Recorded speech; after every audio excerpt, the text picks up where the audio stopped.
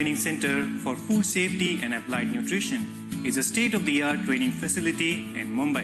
ITCFSAN is envisioned as leading center of global excellence in human capacity building on food safety and applied nutrition. The facility has been set up by the Food Safety and Standards Authority of India in partnership with Export Inspection Council under the Ministry of Commerce, Government of India, and the Global Food Safety Partnership under the World Bank.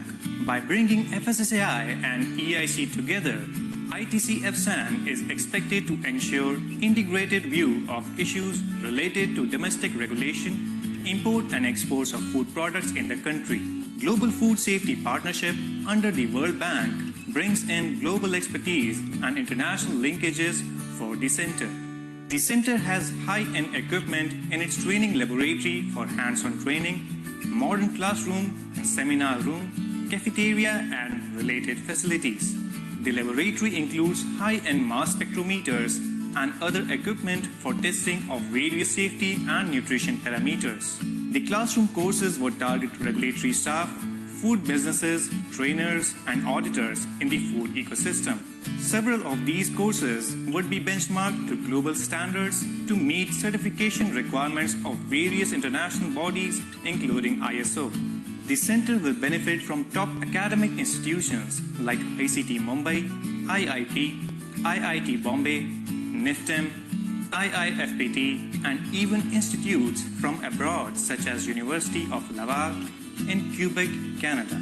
This facility will also be available to the other countries in the region and beyond. As the food system evolves and there is more trade of food across borders, the center will help build capacities of national regulators and food industries in different countries to managing a more complex environment. India is committed to ensure and work towards food safety across the value chains globally.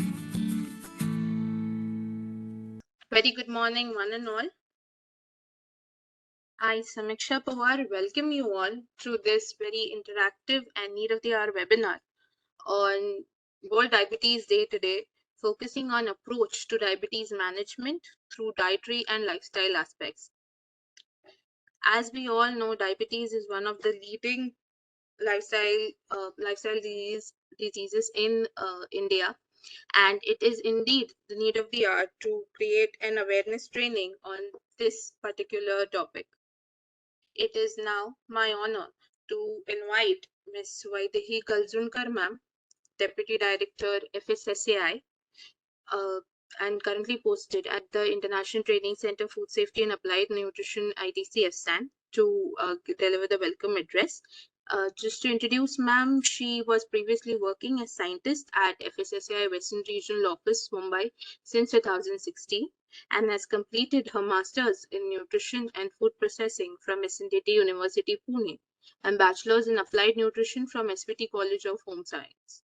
She has more than 10 years of extensive experience in food regulatory compliance, R&D, food quality assurance, training and capacity building activities.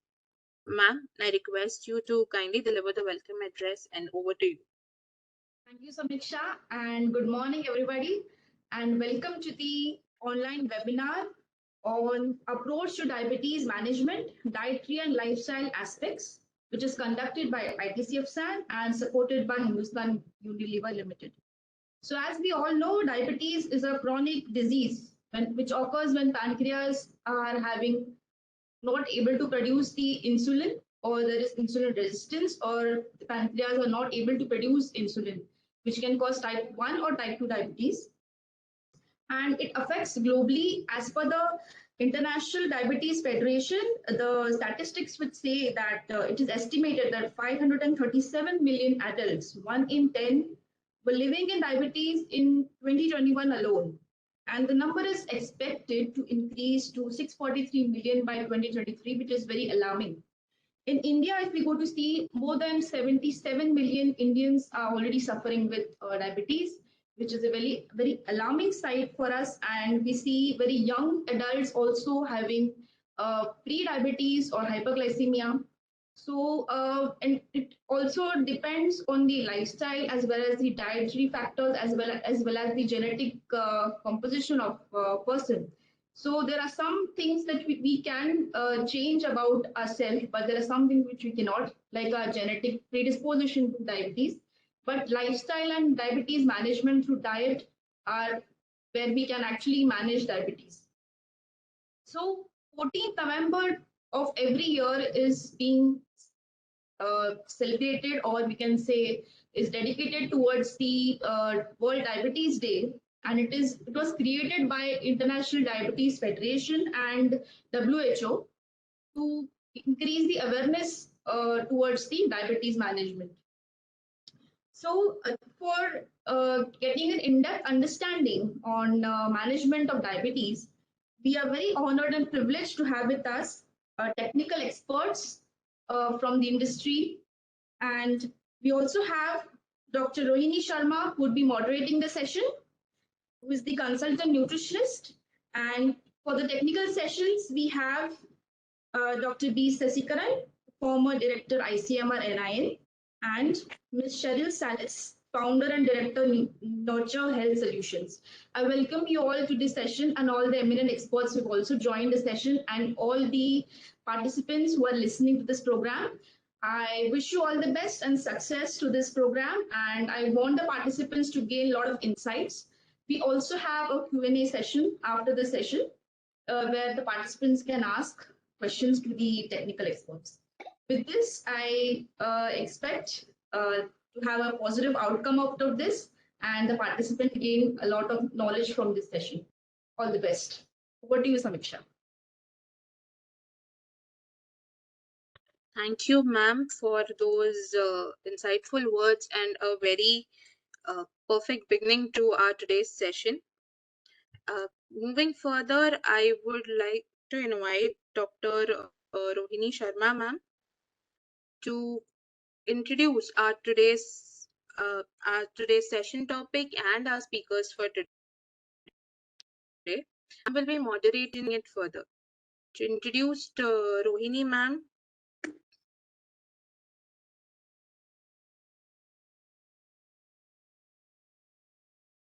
Rohini, some doctorate in food science and nutrition from CFTRI.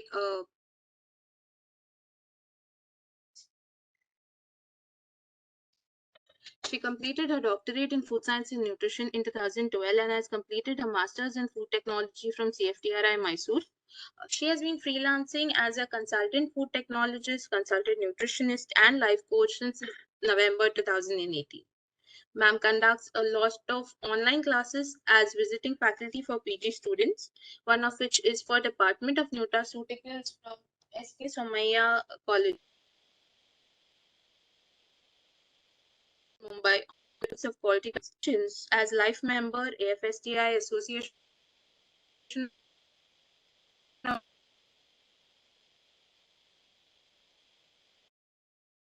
of numerous academic and national awards in recognition of her work, and has co-authored various research papers on food and nutrition.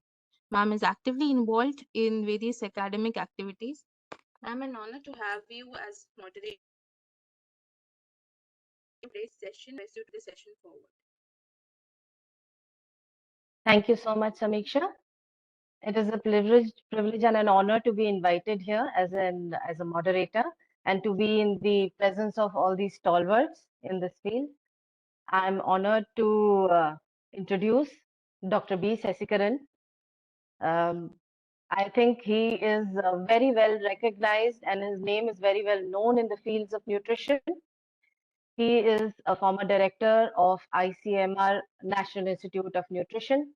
Dr. Sasikaran, who's a master's and doctorate by profession, and he was the former director of National Institute of Nutrition, ICMR, Hyderabad. He's a pathologist by training and has carried out research in the areas of nutrition, food safety, and toxicology for a period of 30 years. He has over 120 publications and chapters in 3 books.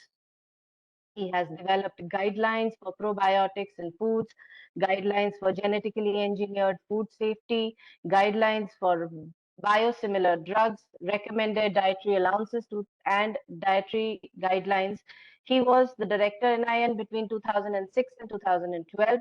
He is a member as well as chairperson of scientific committees in the PFA and later in the FSSAI panels till 2014, as well as in BIS committees.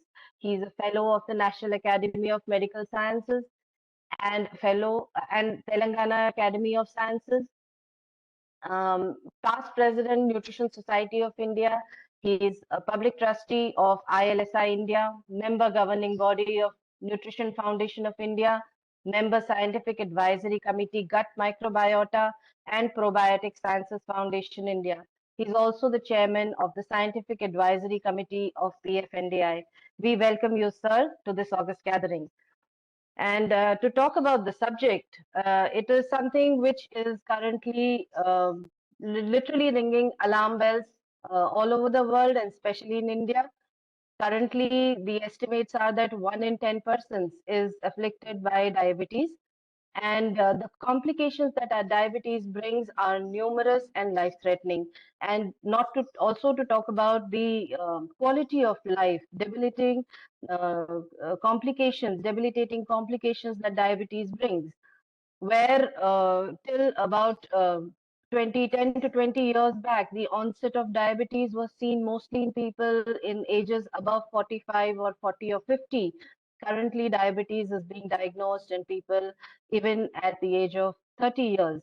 And coupled with the obesity epidemic and hyperlipidemia, hypertension, we are currently standing at the edge of epidemic of diabetes. We have we are going to be called the diabetes capital of the world, which is hardly something to be aware of, to be proud of. And this is a very good initiative on the part of ITCFSAN and FSSAI to create this forum for creating awareness and bring to people the latest in diabetes, to remove all myths and misinformation that is circulating, especially because of the WhatsApp groups and a lot of contradictory things that go on in the internet. So without taking any more time, I hand it over to you, Shashikaran sir. Please take the forum. Thank you very much. Thank you, Dr. Sharma, for this kind introduction. And also wish to thank ITCFSAN, the FSSAI, and the HUL for coming together to organize this program today. As was mentioned already, that today is considered as the World Diabetes Day. And it's definitely not a day for celebrating, but definitely a day to have a rethink and see what can we do to get over this epidemic. Now, the modern life itself is a very difficult situation. We are under a lot of stress, and that's why there are institutions which teach us how to live.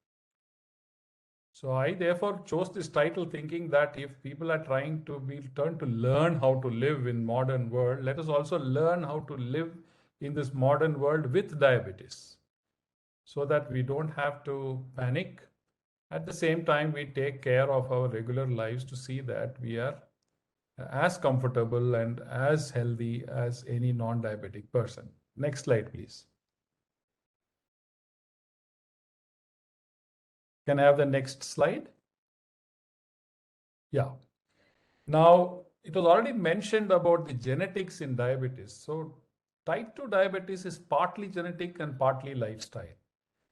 It is always explained as to what is genetics and what is the environment, is that genetics is like a gun.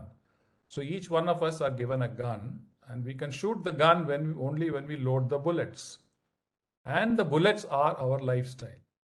This is exactly the reason why you will see in some families, there are people who have family history of diabetes, but they never develop diabetes until very late in their life. It's because they have the genetic propensity, but they are managing their lifestyle so that the disease does not express itself. More than that, there are also a lot of families where people say that we never had a history of diabetes in our family. Our ancestors were healthy. They lived to ripe old age, but how is it that we have got is that doesn't mean that they don't have the genetic propensity. They do. Obviously, their ancestors were having better lifestyles and therefore they never got the disease, whereas the present generation, because of the lifestyle, is getting the disease. So we cannot blame our genetics. It is there in all of us. Next slide, please. Now, diabetes is, strictly speaking, I won't call it a disease. It is more a body's physiological or metabolic change has taken place.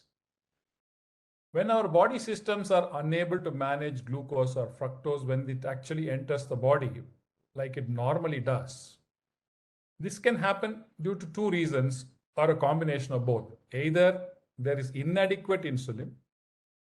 More often, the classical type of type 2 diabetes, which most of us may be experiencing, is initially not due to inadequate insulin. On the contrary, there may be too much insulin. The problem there is it is ineffective insulin. The insulin's job is to push the glucose into storage spaces. It is unable to do that. But it can be easily managed through three important methods. One, the mainstay is dietary modification. Simply take in less glucose and fructose containing foods, or allow the glucose which is there in the food to get into the body slowly, which is what we call as the GI. The number two is regular physical activity. The reason is regular physical activity actually uses the glucose which gets into our body and also helps in the storage of the glucose. The two key problems which can be managed. And medication, of course, is most important. This medication actually helps the other two modification, which is diet and physical activity, and supports it. So very often we can avoid medication until a long time, but there will always be a time when medication is essential and one should not run away from medication thinking that is the end of your life.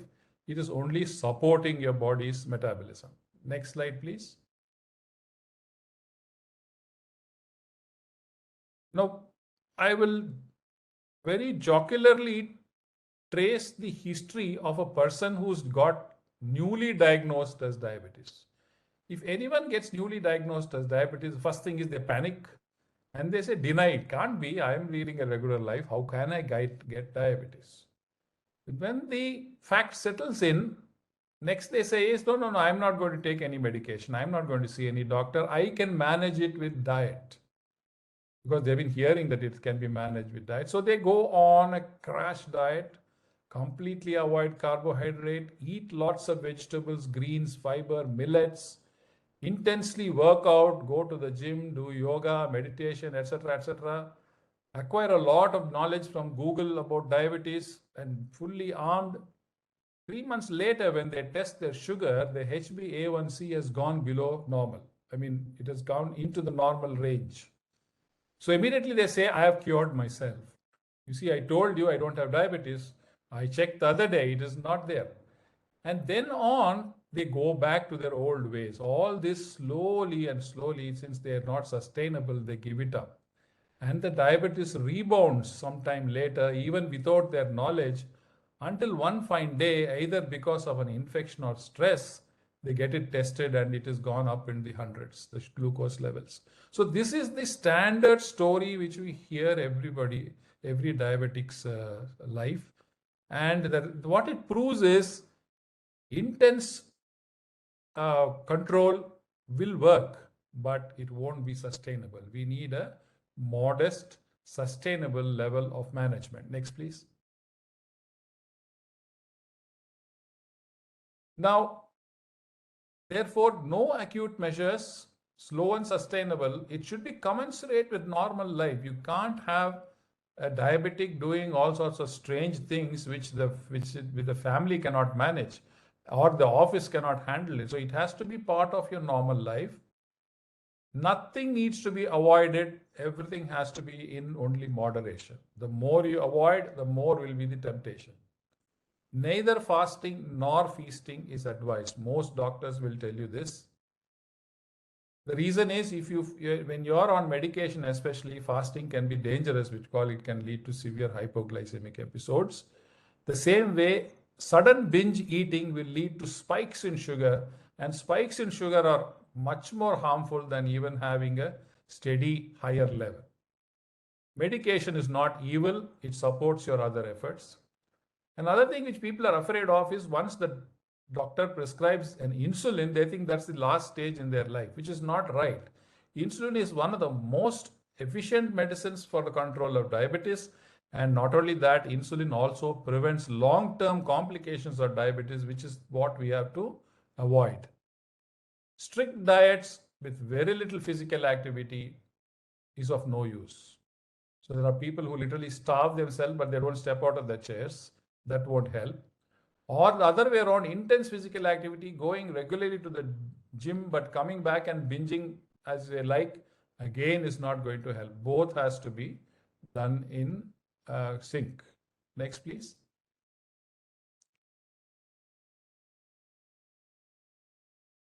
Now, avoid or moderate the intake of refined carbohydrates. I'm sure Cheryl and others are likely to talk more on this. I won't go into detail.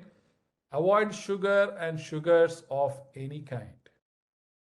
Any kind I mean is just not sucrose. It could also be jams, it could be jellies, it could be honey, it could be jaggery. All these are sugars, or even fruit juice concentrates. Avoid unpolished rice, refined flour. Whole wheat and whole wheat products are better than fine rice. Yes, but they are not the overindulging in even wheat also is not all right. If wheat is good for diabetes, then how come so many people in North India have diabetes? Millets are probably better than wheat and rice, or in fact, I think we should replace our carbs mostly with millets. Combining cereals with pulses will actually reduce the GI of the cereal. So that is one thing which our traditional Indian diets always say is you eat dal and roti or dal and rice. Combined, the cereal's GI actually slows down, the absorption slows down. Try and take small frequent meals instead of large ones. Many people skip their breakfast, skip their lunch, and then land up having a very heavy dinner, and that is not the right thing to do for diabetics. Fruits with high fiber content should be preferred, even though they have fructose. The amount of fructose that gets absorbed from the fruit, if the fruit has fiber, is much lower. Food and medication has to be managed judiciously together. Next, please. Now, another important factor which FSSA itself is also insisting in their education program is to learn to read food labels. See, what is it you are trying to avoid? You are trying to avoid two important things. One is the calories, the total calories, and two is the total sugar and added sugar. So look at the label on the left. You will see here under carbohydrates, it says 79 grams per 100 grams of carbohydrates. One serve giving you almost 42 grams of carbohydrates, which is okay. But how much of it is added sugar is around 6.8 grams is actually added sugar. So the added sugar is something which we need to avoid as much as we can. You look at the product on to the right. Of course, these two are not same category product. On here, you have carbohydrate also, again 69%, around 15 grams per serve is carbohydrate, but of which added sugar here is 2.7 grams. So you have to read the label, and where there is added sugar, try to minimize the consumption. Next, please. Now comes the important thing is, can a diabetic use these non-nutritive sweeteners, what is commonly called as sweeteners? Now recently ILSI supported a large meta-analysis, a systematic review of all the reliable quality data published on the area of so-called negative effects of sweeteners. And what we found was that non-nutritive sweeteners are safe. They have been reviewed by WHO, FAO, and they have prescribed what is called as a acceptable daily intake. And our review found that no one exceeds the ADI levels of the non-nutritive sweeteners. So we are safe there. Zero sugar foods may be consumed without moderation. That is where the problem comes. The problem is nothing to do with the sweetener, But the moment we see some mithai which says sugar free, we tend to overindulge. And we forget it is not calorie free, it's only sugar free. There are other sources of calories, especially fat calories, coming from this. And there's also a lot of refined flour. And those add to our stress of the diabetes. There is very limited evidence that sweeteners alter the gut microbiota. They may change the gut microbiota, but not in adverse manner. Anything and everything we eat and we change our dietary habit will change the gut microbiota, but non-nutritive sweeteners do not make it into an adverse gut microbiota. Their sweeteners like polyols and stevia oils actually have a positive effect on the gut bacteria because they are a kind of fiber. So they promote this.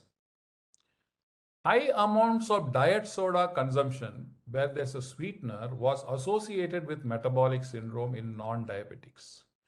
The reason probably for this is those who consumed a lot of diet sodas or even sodas are likely to also consume all the unhealthy foods. Now, overall human data suggests that sweeteners do not affect insulin levels and they do not stimulate insulin secretion, even though they say that it stimulates taste receptors. Actual studies showed that when you do a clinical study where putting the sweetener on the tongue and then record insulin levels, etc., there are changes. But actually, when you consume the sweetener, there has been no such effect. Next, please. Now, what is very important is not just awareness or diet control, but you have to monitor your sugar control. You actually don't know whether all these efforts you're putting in actually is translating into a benefit. So you need to have regular blood glucose testing using glucometers. The different times one is advised to do this testing is not every day, at least once in a week or 2 weeks, sorry, or even once in a month, is to one, a fasting sample, a second sample before a meal, a third one 2 hours after a meal, and one at bedtime. Nowadays, we also have the facility of what is called as continuous glucose monitoring. You stick it onto your shoulder and it keeps on monitoring and gives a graph which you can read out anytime using your mobile phone. The reason why continuous monitoring an advantage is that it has been recently found it's not just HbA1c, but the spikes in glucose which happen on and off. Suddenly we eat something, sugar goes up, comes down again. So those spikes can actually be doing more harm in terms of complication. So what are the targets? We should have a before meal level of 80 to 130 milligrams and after meal level of a maximum of 180 milligrams. Next slide, please. Now, how do we do long-term monitoring? I already mentioned you have this parameter called hemoglobin A1c, which is nothing but glucose which is attached to hemoglobin. Normally, it will be 5.7%. But if it's normal for you at 5.7, but you're above the age of 45 and you have risk factors, then repeat this test once every 3 years. If you're between 5.7 and 6.4, then we are a pre-diabetic. We'll become a diabetic anytime. Then you start preventive measures and repeat once a year or twice in a year to make sure you're not gone on to the diabetic side. But do all measures to bring it down. If greater than 6.4, then repeat every 6 months.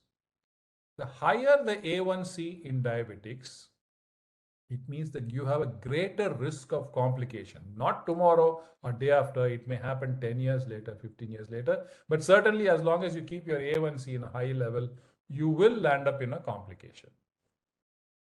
Now, up to 7% is considered okay for diabetics. You're a diabetic, you're doing all these measures, you're also taking medicines, you can go up to 7% and not beyond. It is said that for elderly people who are more than 65 years, who have low dietary intakes and who have a risk of stroke, if there is a slight fall in blood glucose, there up to 8% is considered safe for patients. So older people, usually the doctors do not insist on very drastic control because hypoglycemia will do them more harm than hyperglycemia. Next slide, please.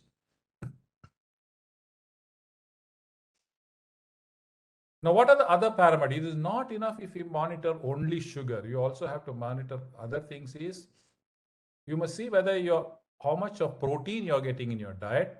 You need to take good amount of good quality protein, but in case of any impending renal complication, the doctors may alter your protein intake to more of vegetarian source of protein.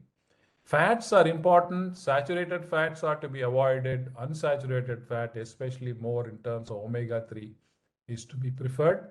So you need to look at your fat intakes and sodium. Invariably, blood pressures do go up along with diabetes over a period of time.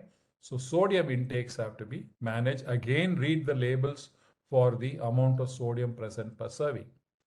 Regularly have your lipid profiles done so that you know that the LDL cholesterol is within the range for diabetics. The diabetics level is much lower. It's 70 and below, unlike 100 for the others. So you have to maintain at that level, because all the while you may be controlling diabetes, but your lipid parameters may go wrong and increase the risk of cerebrovascular disorders. Renal function is also to be monitored by all diabetics on a yearly basis, is to look at the glomerular filtration rate and the presence of microalbuminuria. When you have microalbuminuria, that means there is an impending renal problem and can be managed by appropriate medication and diet. Target organ monitoring is that you know the diabetes ultimately what does it do? It affects the cerebrovascular system, the heart, the kidney, the peripheral blood vessels, and the peripheral nerves. So you need to undergo a checkup once in a year to make sure that all these systems are all right, even though you are, by measurement wise, your blood glucose is in control. Next, please. So in conclusion, we say diagnosis without management is a waste, because it's a silently progressive disease. You know you're a diabetic, but you're not doing anything about it. You won't know what's happening. It'll be slowly eating up your other vital organs.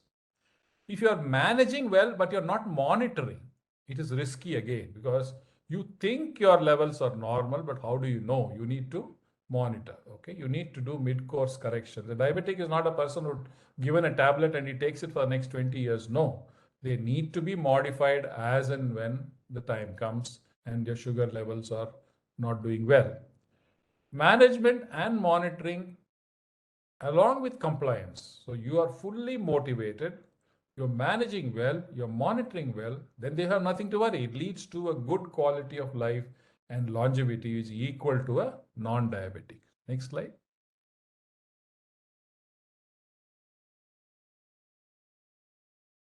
And so let's conclude this fairy tale and say that you live happily ever after with diabetes. Thank you all for your patient hearing. Thank you so much, Dr. Sasikaran. It was a very interesting, highly informative presentation. You touched on all the aspects which bother a person, and I loved your message about not living in extremes but having moderation in both exercise, in diet, lifestyle. Sleep is another aspect, and I really like the fact that you're talking about monitoring, because it can be a silent killer wherein people do not know the kind of damages it's going to cause to their internal organs and their metabolic system. Thank you so much again. We will take up questions at the end of the session, where all of the once all the questions have been received. As of now, um, I think you've already covered on non-nutritive sweeteners. That is the sweeteners that people add to their foods to help them, cope better with diabetes and make sure that their taste buds are also satisfied. And also the fact that moderation in, especially the Diwali having just passed us, where a lot of people got carried away with sweets which are referred to as sugar-free sweets, sweets which are not with added sugar, but the aspect of fats and the calories from fat are totally ignored. Thank you so much again.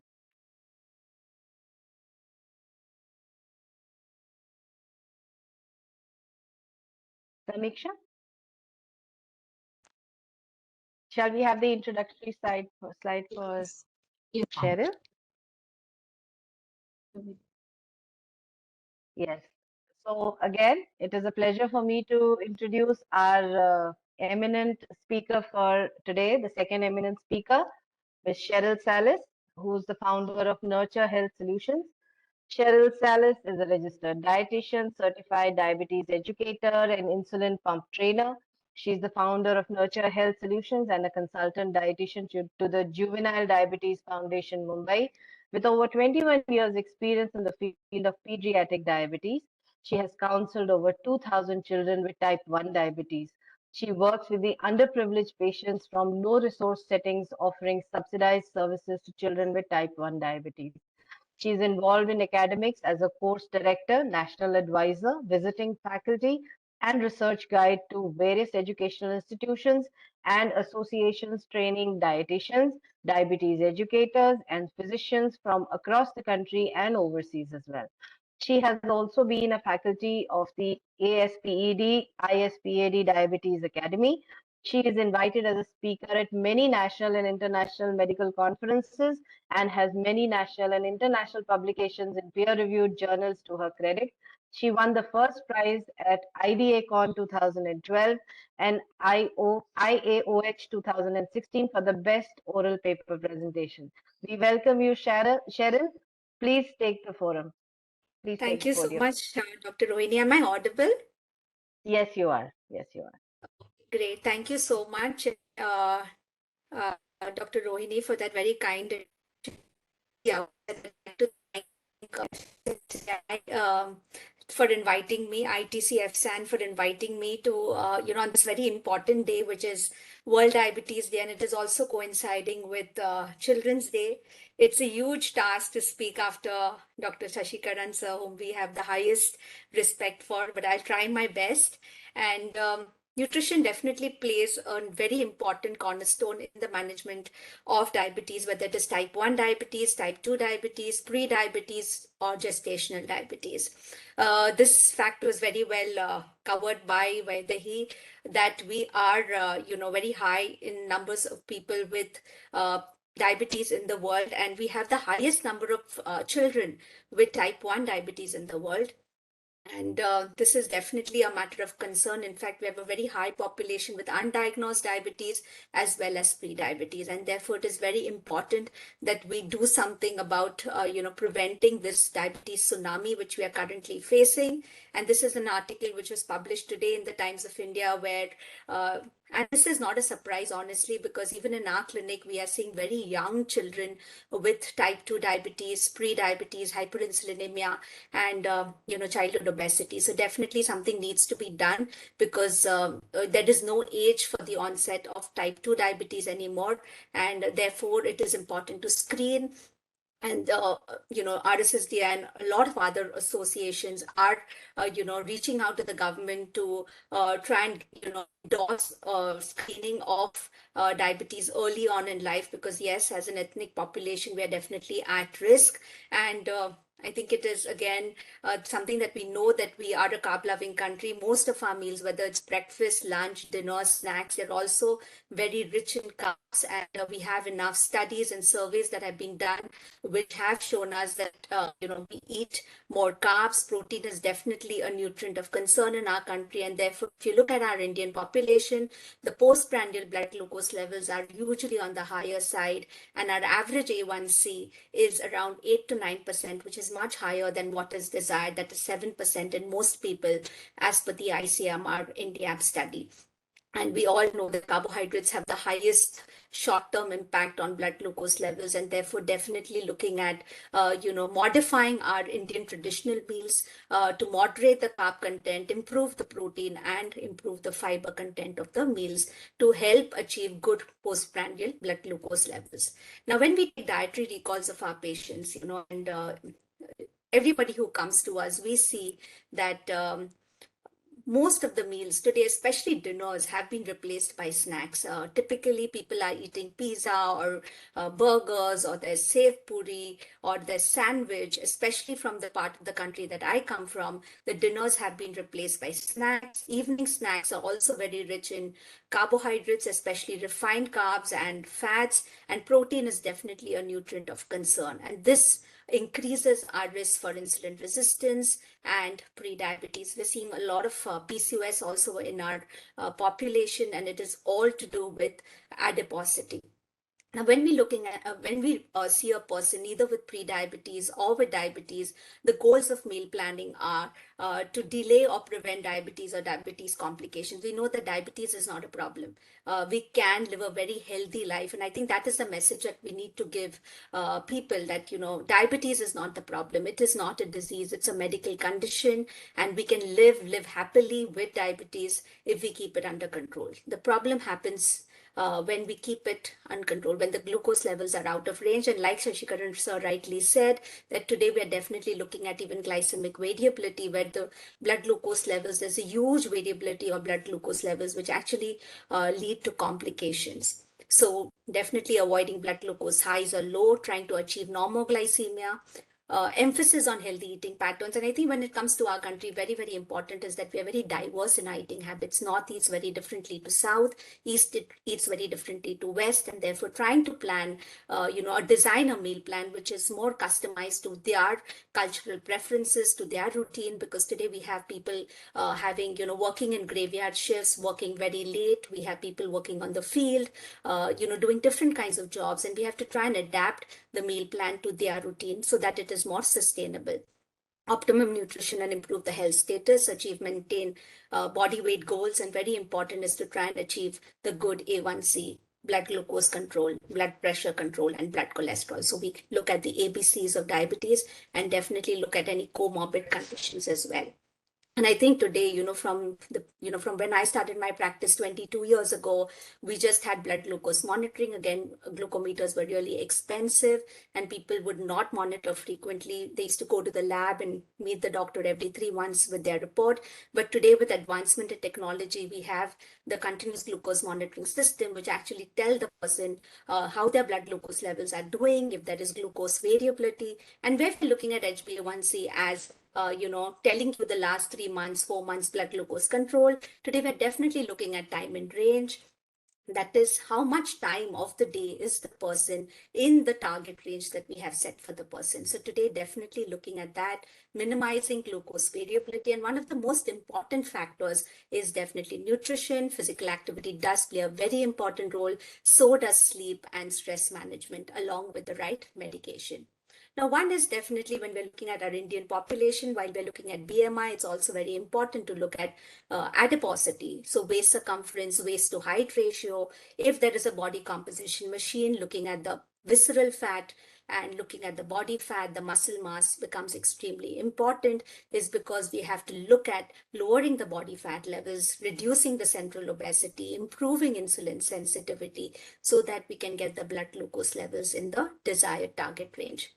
Also very important is when a person is diagnosed with diabetes, the first thing that comes to their mind is that, oh, now I have to give up on all my favorite foods. And they think now they have to live a life of deprivation. They cannot eat what they like. But today we are trying to bring back the joy eating. So removing the fear of food, because what we see is when a person is diagnosed with diabetes, initially he does very well because he's very scared and he'll try to follow the diet, but it is not sustainable on the long run.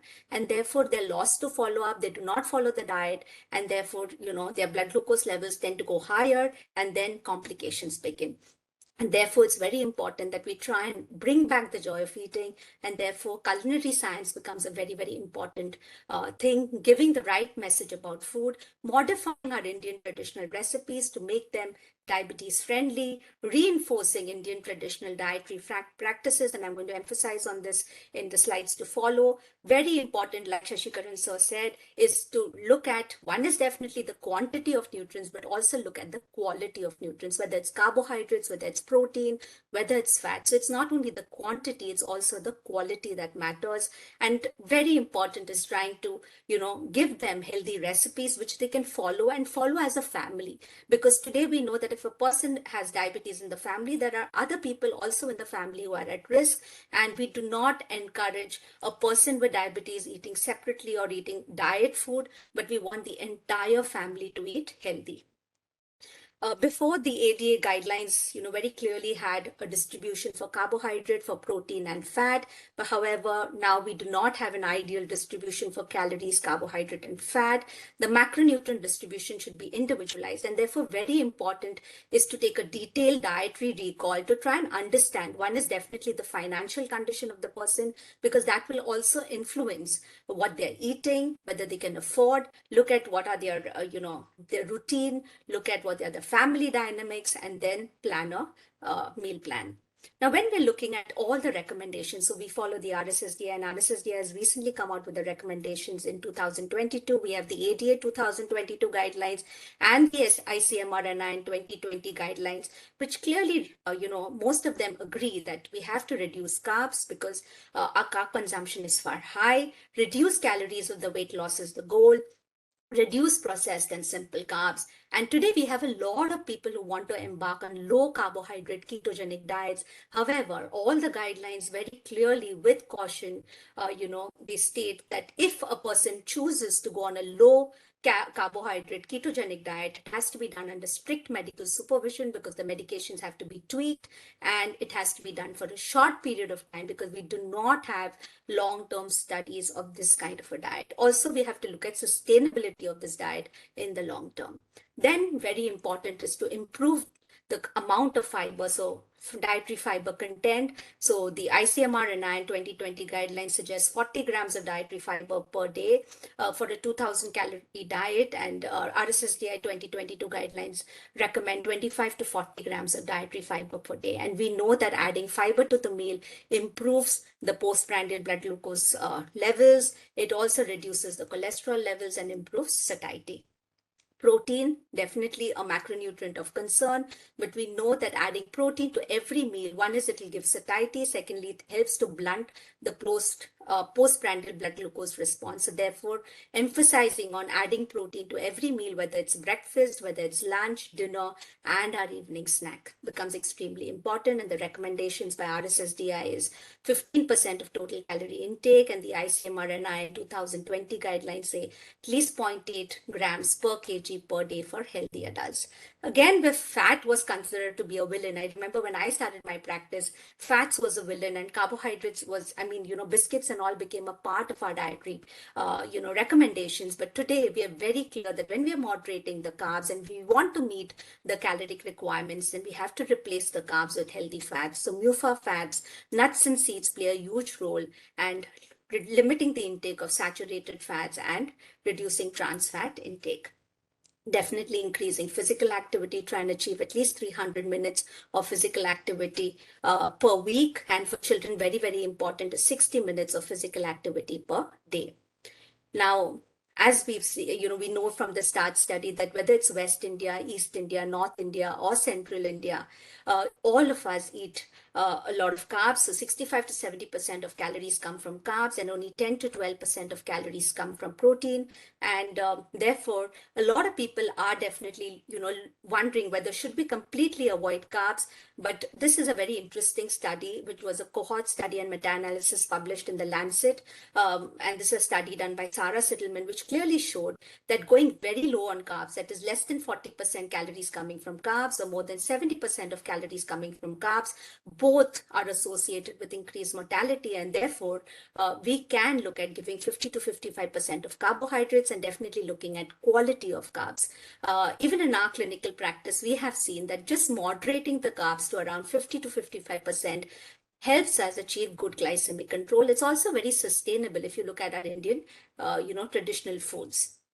Again, today we have a large population with pre-diabetes, hyperinsulinemia, and therefore very important is lifestyle modification, intensive lifestyle management here with, diet control, physical activity, stress management, and sleep. So we're looking at least 7 to 8 hours of sleep. And a lot of people today are sleeping less and binging on Netflix. And there's a lot of late night eating that is happening. resulting in increased calories and increased weight gain.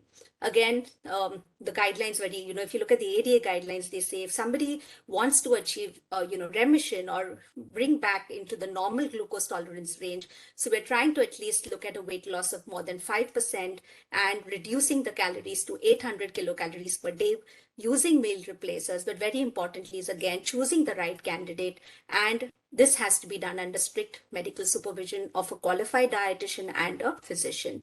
Again, this is a very interesting study that was recently published by Dr. V. Mohan and group, where it clearly gives out, the recommendations for macronutrients for diabetes remission in newly diagnosed diabetes, for pre-diabetes to normal glucose tolerance, and prevention to progression of pre-diabetes and NGT. And again, this, recommendations are clearly stating that we definitely have to look at improving the protein intake. We have to look at lowering the carbs and, going moderate on the fats by including good quality fats.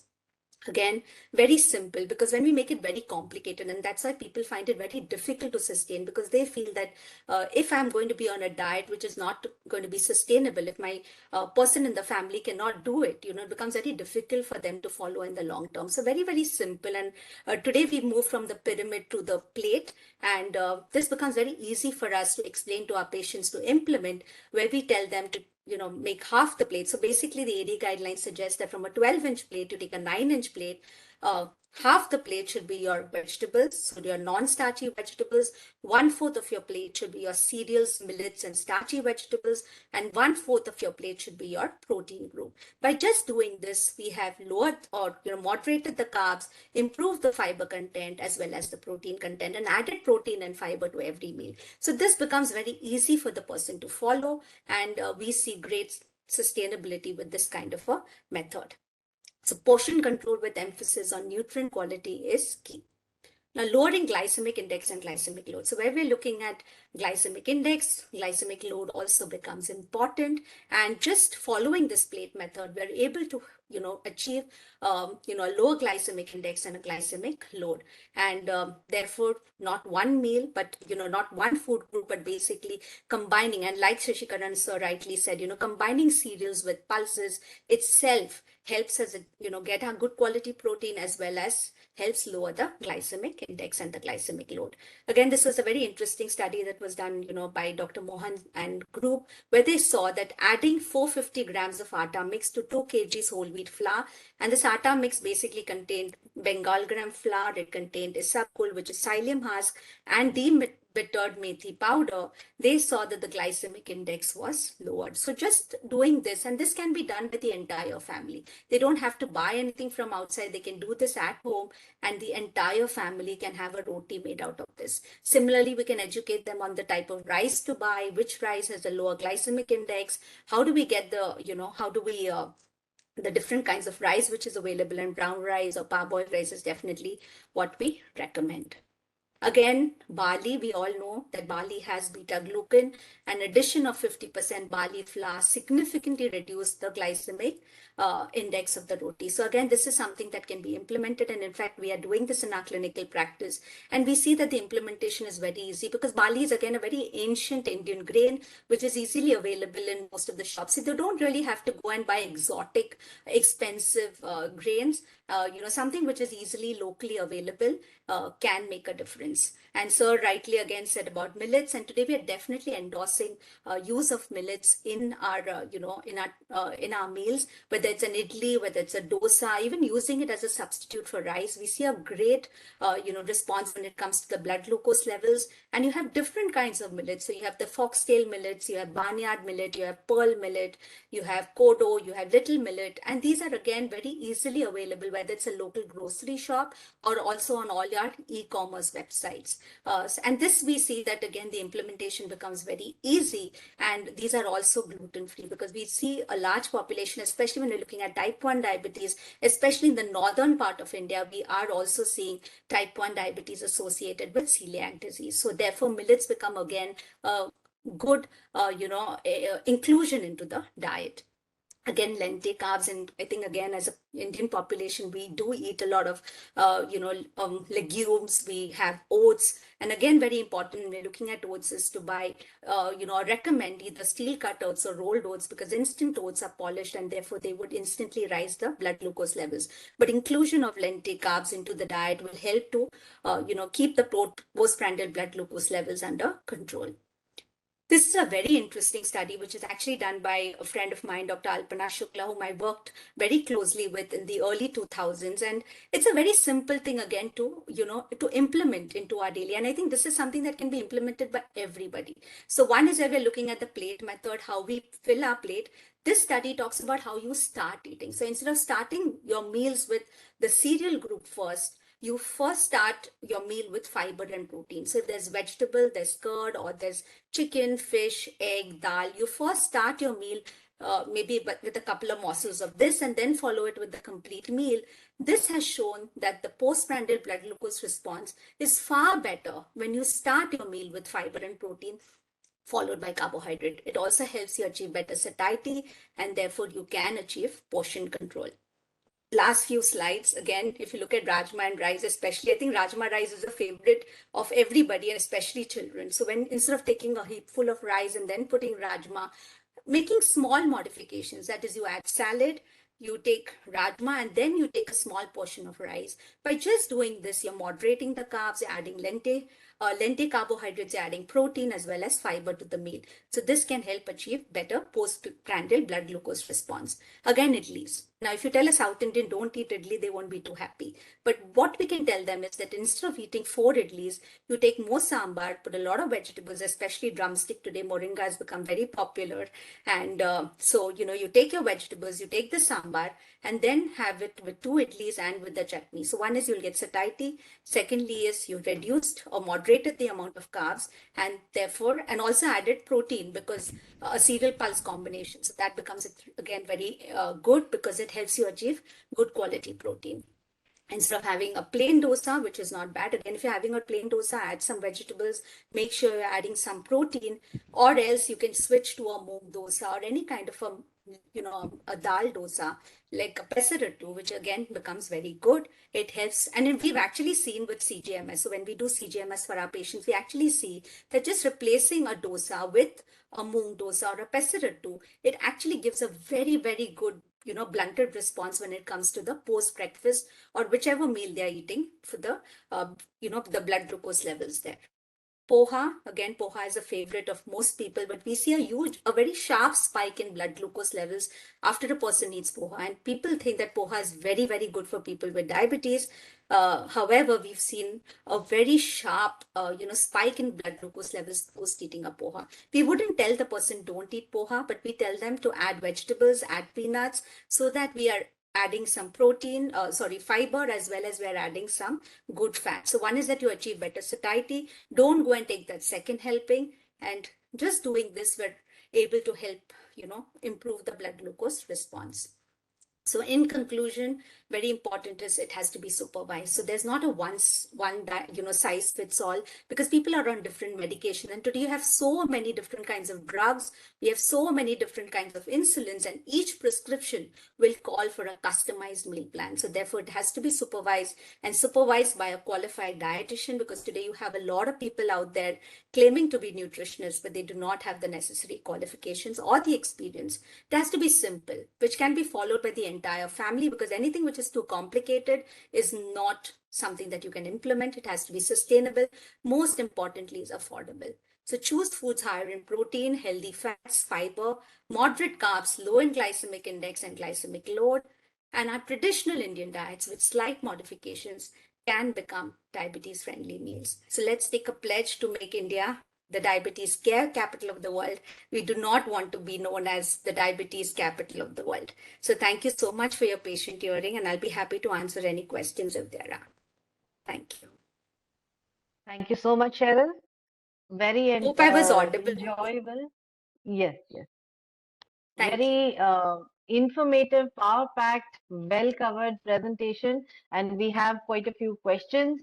And I'm going to ask you, Cheryl, first. There is a lot of hype about reversal of diabetes and not about remission, as you mentioned. And then nowhere in your presentation you mentioned the term reversal of diabetes, only remission.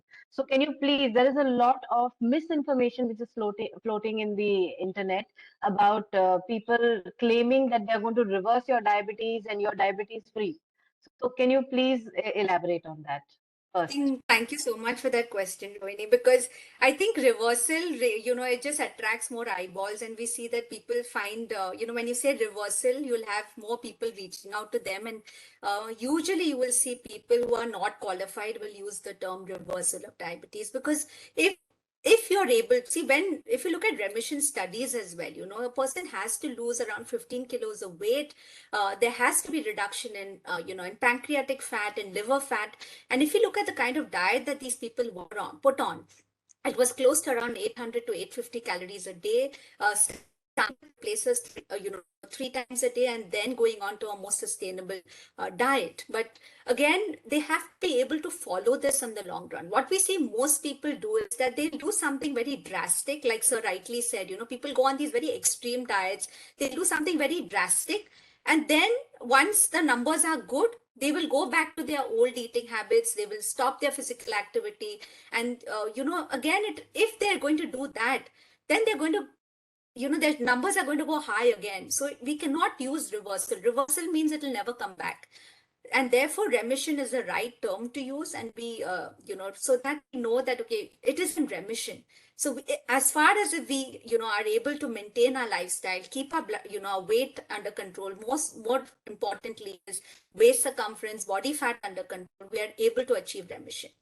The moment we go off track, again, the person is going to get diabetes. And what happens is he never goes to the doctor again. He never checks his glucose levels again. And in 5 years, we see that the person's HbA1c is again very high, and he needs to be put on to insulin because, his beta cells are more or less exhausted. Yes, and a very demoralizing and depressing kind of a predicament to come to, after feeling that you are rid of diabetes. So there is True. another question on the role of fiber in not only the weight management part, but also in managing the glucose availability as well as your glycemic index and glycemic load of the food.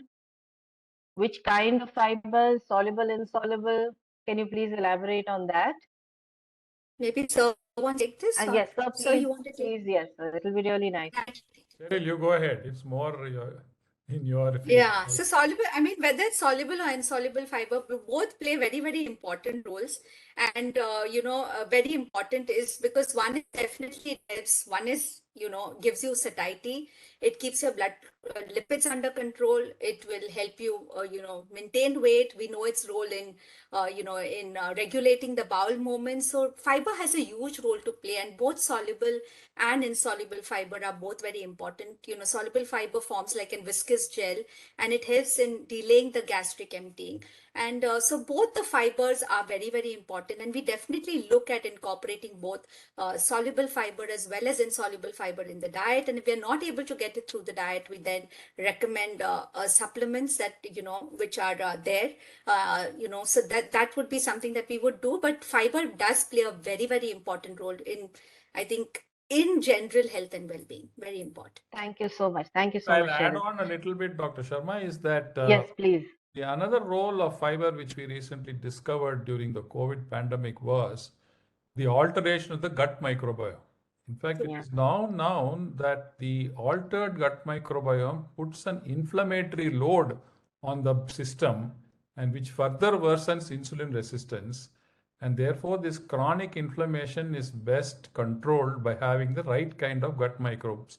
And the intake of dietary fiber is therefore the one which promotes good bacteria to survive in the gut and also reduce the risk of inflammation in diabetics. Thank you so much, sir. So this one's also for you. Is there a relation between trans fat and diabetes?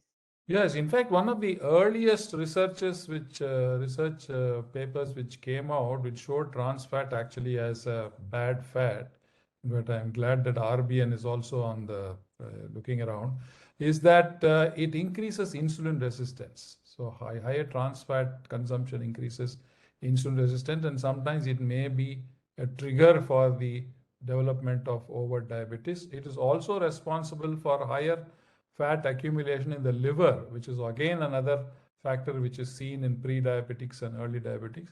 And trans fat is definitely to be avoided, and foods containing trans fat, especially the bakery products, etc., which also have high in sugar, they may also be high in trans fat, and both are extremely risky for diabetics. Yes, yes, sir. Thank you so much, sir.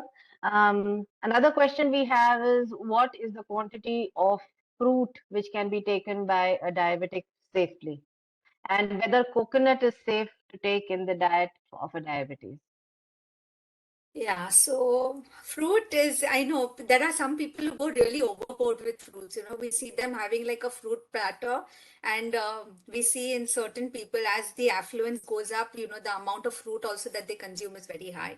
And therefore, it's very important that fruit, again, the amount. One is we would definitely look at the blood glucose control, but again, you can't go overboard with fruits. We would usually tell them to have fruit as a snack between breakfast and lunch, or a snack between lunch and dinner. So that is a good time to place fruits. So that is a good time, and basically fruit with some combination with nuts like almonds, pistachios, or walnuts. This would be a good combination because that keep the blood glucose levels under control. We do not usually recommend fruits with food or even late at night. So fruit, again, we can't go overboard with it. So one portion is what fits your fist, and that is the amount of fruit that we would recommend at a time. And at the most, maybe 2 fruits a day. But again, the amount would differ depending on what fruit is the person consuming. We definitely do not advise fruit juices. Fruit is better than fruit juice, and local seasonal fruits. For example, now we're in the month of November, December, so we'll get oranges, we get strawberries, there are guavas, and these are the fruits that we should consume because, again, they're very good in soluble fiber as well. About the coconut, because in the Yeah, South so Indian coconut again come from cuisines, South India, Dr. Rohini, and if you ask yes, us to stop eating coconut completely, we again, it's not something that can not be fair. done, but definitely moderation is the key. We can't go overboard with it. So moderation is key. And when we're looking at fat, yes, again, when looking at saturated fat, we're looking at PUFA, MUFA. So, if we are going to take it within the recommended, within the limits, I think that is important. Again, when we're looking at saturated fats, most of the packaged foods and most of the foods like your bakery items, your biscuits, etc., would have saturated fat. And therefore, if you're going to try and avoid eating that and then have some amount of it in your food, then that is fine. Yes, thank you so much. Sir, this one is for you. Somebody has asked whether it is recommended to use sweeteners for at least tea or coffee, or should they avoid it totally? I think you did clarify in your presentation that in moderation it is. Please go ahead, sir. See, as on date, we don't have any evidence to show the sweeteners are harmful. That is point number one. Point number two is, if you are able to eat foods or drink your beverages without sugar and without a sweetener, it is fine. There is no compulsion that you should go in for sweetener. But if you think a sweetener is going to make you feel better, there will be no harm in taking sweeteners. And Vanita has asked if you could share the link for the recent study on artificial sweeteners, non-nutritive sweeteners. The result, the new study is being published. It was presented in the ILC, and it will be there in the ILC proceedings online. It's available. All right, so thank you so much. There's another question on whether a study is available on the visceral fat of people who are lean but are diabetic, their fasting sugars and postprandial blood sugar levels, and does a persistently high level of cholesterol uh, uh, lead to diabetes later in life? Regarding visceral fat, you don't have to, there are a lot of studies. There are MRI studies which are confirmed, but the simplest study is they find that independent of the body mass index, a higher waist circumference is a risk factor. That is the one which indicates about visceral fat. Persistent high cholesterol leading to diabetes, I don't think there is any kind of such a study as of yet. But higher cholesterol levels are not advisable in diabetics. That is the level of normal levels of LDL cholesterol in a diabetic is 70 milligrams per DL, whereas for a normal person it is 100. Okay, and somebody is also asked why is skipping of meals not advisable for diabetes? Yeah, that's very simple. See, what happens is, especially diabetics have an erratic insulin response and a variable glucose spikes. Now, if you skip a meal and you are on medication, you run the risk of hypoglycemia. Yeah. So therefore, it's not permitted. So, but if you are not on medication and you skip a meal, then what happens afterwards is important. In the sense that you may skip the meal, have a baseline blood glucose, but then you have a meal which gives a huge spike. Yeah. And those spikes are not recommended by the endocrinologist anymore. It's not just the Yeah. overall control. Those immediate in between spikes are to be avoided, and that will go wrong if you fast and feast. Yes, sir. Sir, And also also, another sorry point. to add, Dr. Rini, Yes, I'll just add please to tell this her. with your Yeah, permission. sure. Is as I Yeah. said, it's not a one size fits all. So, there could be somebody who's on certain medications like, sulfonylureas or any medication which can bring down the blood glucose. So, if they take the medication and if they skip the meal, there's a very high chance of going into hypoglycemia, which can be very severe.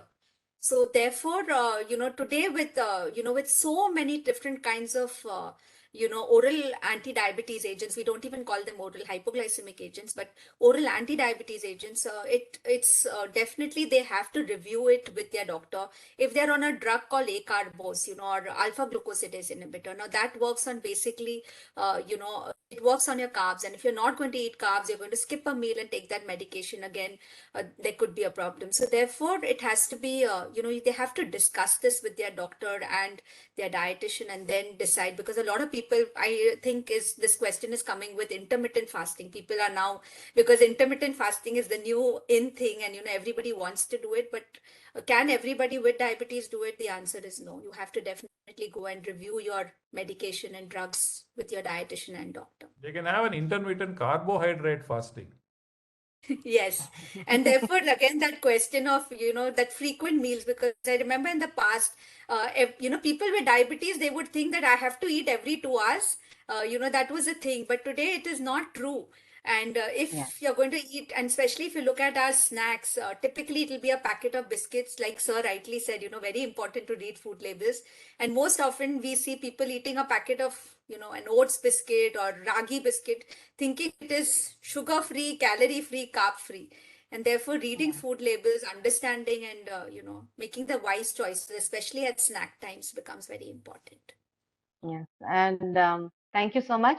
So basically, we are running short on time, and to wind up, I'm going to ask you, Shashikaran sir, what is the extended impact of diabetes in health and on health, and a few inputs on the importance of managing the disorder better. And if you could also talk about how protein blunts the intake of protein and its importance on blunting the blood glucose response. Yeah, basically the diabetics have to only slightly modify their existing lifestyle, follow a fairly disciplined regimen of diet and with regularity, and also have regular monitoring done so that they know exactly where they stand. And they are not supposed to assume that they feel good and therefore there should be nothing going wrong. More often we feel good till our system crashes and we don't even know what is going on inside us. So the best way is to follow the recommendations of the dietitians and the endocrinologist and manage their diabetes and forget about and stop worrying about it as long as their A1Cs are well within the limit and they are regularly active, physically active. And now coming to protein, protein has multiple advantages. Cyril has already spoken about protein. See, protein has got, number one is it has got the ability to make you feel full. So it blunts the hunger. So that's one of the reasons she was advising that you start off, let us say, with a salad which has got some meat in it, if you are a non-vegetarian, of course. and with a meat and a salad, which so that it blunts your appetite, so that you later on you cut down on the carbs, which you would also like to consume, but in terms of quantity you can bring it down. Protein has an advantage also is that it keeps your muscle mass, especially older diabetics. The problem is that when we are minimally physically active and we are also diabetic, and our muscle mass is lost. The loss of lean body mass, so the protein intake helps the lean body mass as well. And they said that always is to, and excessive protein, of course, is also not recommended. It depends upon the renal function, and you have to look into it and see whether animal protein is recommended at all. Plant proteins usually are recommended. So there should be a lot of mid-course correction. As a diabetic, every stage in our life, there could be changes happening. So accordingly, we have to change our diets, our lifestyle, the medicines, and keep monitoring so that we stay healthy as long as we are alive. Thank you so much, sir. Thank you so much for putting it so, and just rounding it up so nicely. And with this, I'll invite Shubhapada Nishtala, Director in Charge ITFSAN, to kindly give her closing remarks, and so we can wind up this most successful and highly informative seminar today. Thank you so much, Dr. Rohini. I really don't have much to say. A thoroughly enjoyable session. Shashikaran sir, your experience simplified for us mortals beautifully. It was a very, very engaging session. Diabetes, unfortunately, something that each of us is affected by, some member of the family, some member of the close circle of friends. FSSAI's initiative of Eat Right India, where they are trying to increase the outreach of correct information to the consumers in enabling better dietary choices, I think is exemplified by today's session. Fantastic sessions, both by you, sir, and by Cheryl. Shashikaran, sir, on your the slide on the typical behavior of somebody who just learns of their diabetes, it too close to heart actually for comfort, absolutely spot on. And from there, discussing the importance of how it can be better managed, to Cheryl's inputs on dietary changes, small dietary practical changes. I know your book has a lot of information around it, Simplified Diabetes. It's something that I refer to people to start off with. But to encapsulate that into a 20-minute talk, I think hats off to both of you for the sheer amount of information that you were able to share with all the participants today, and a heartfelt thank you. Thank you, Dr. Rohini, for this fantastic moderation of two such expert speakers with so much of knowledge that they had to share, and guiding us into asking the most appropriate questions for the benefit of our participants. This program, I think a big thank you is due to HUL for their support in making it happen, and very specifically to Dr. Sangeeta Chadda. Thank you, ma'am, for connecting us to Shashikaran sir and having him come and join us on this platform. It's been what I hope the first of very many sessions where we request sir to come and share his knowledge. Thank you to the Social and Behavioral Change Department of FSSAI, Madam Inoshi Sharma, Executive Director, Compliance and Strategy, for having this broadcast live on the FSSAI Facebook channel so that it maximizes the number of participants who viewed it live as well, and will also be able to view it later at their convenience to learn from both our expert speakers today. Thank you, Vaidehi, for starting us off on a fantastic note and giving us a context. And with that, I would close this session for now with a grateful thanks again to all our speakers today. Thank you very much.